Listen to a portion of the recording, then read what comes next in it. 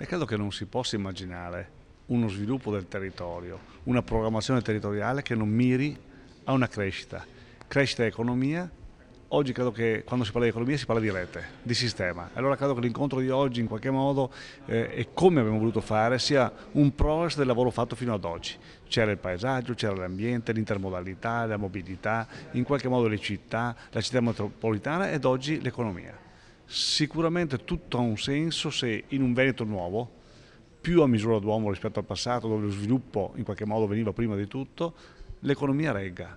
È un'economia nuova che va vista in funzione anche del Veneto del futuro. E allora probabilmente più turismo, probabilmente più export, probabilmente più impresa compatibile, certamente dentro una buona manifattura, ma tutto l'incontro di oggi serve ad ascoltare Confartigianato, CNA, la Coldiretti, Confindustria, cioè tutti coloro che in qualche modo portano qualcosa al nostro mondo economico e da questo certamente ci faranno disegnare un Veneto buono per il futuro.